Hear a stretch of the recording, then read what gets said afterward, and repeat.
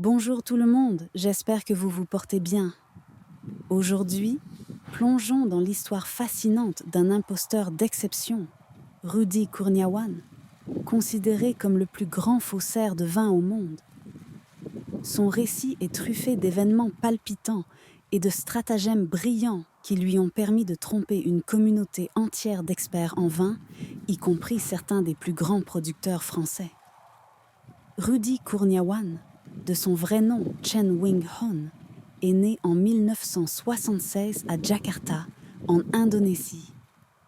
À une époque où les noms chinois étaient mal vus dans le pays, son père l'a renommé Rudy, en hommage au célèbre joueur de badminton indonésien Rudy Kurniawan. Pourtant, son passé est resté flou, parsemé de mensonges et de récits inventés, comme l'affirmation qu'il appartenait à une riche famille indonésienne possédant des plateformes pétrolières ou des entreprises d'importation de bière. Ces récits, bien sûr, n'ont jamais été vérifiés. Rudy s'installe aux États-Unis pour poursuivre ses études universitaires, qu'il abandonne rapidement. Malgré son statut de migrant illégal, il ne choisit pas de vivre dans l'ombre. Au contraire, il s'impose comme une figure incontournable des soirées de dégustation de vin en Californie. Avec une curiosité insatiable, il apprend tout sur le vin. Les cépages, les millésimes et les caractéristiques des bouteilles rares.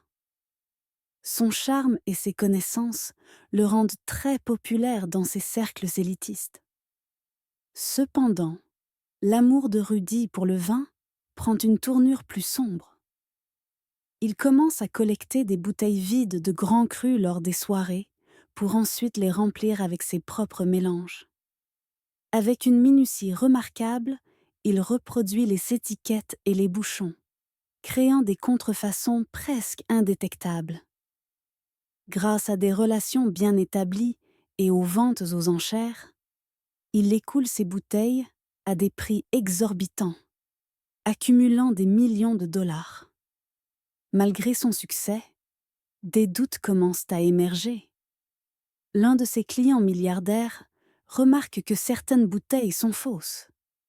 La situation s'aggrave lorsque Laurent Ponceau, un grand producteur de vin français, découvre que Rudy vend des bouteilles étiquetées comme provenant de son domaine pour des millésimes où il n'avait produit aucun vin. Ces incohérences déclenchent une enquête approfondie. Laurent mène ses recherches et découvre que le passé de Rudy est rempli de contradictions et de mensonges.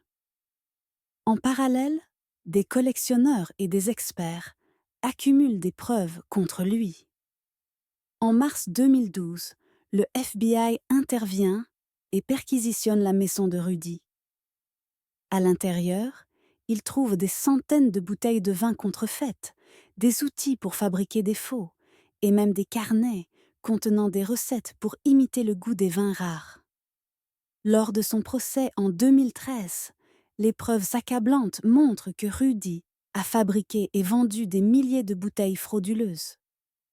Il est condamné à 10 ans de prison et a payé 28,5 millions de dollars de dédommagement. Une leçon à retenir. L'histoire de Rudy Kurniawan illustre comment une passion peut se transformer en obsession destructrice. Bien qu'il ait démontré une ingéniosité impressionnante, la vérité finit toujours par triompher. Son histoire reste un rappel puissant que la fraude, même dans des milieux fermés et exclusifs comme celui du vin, a ses limites.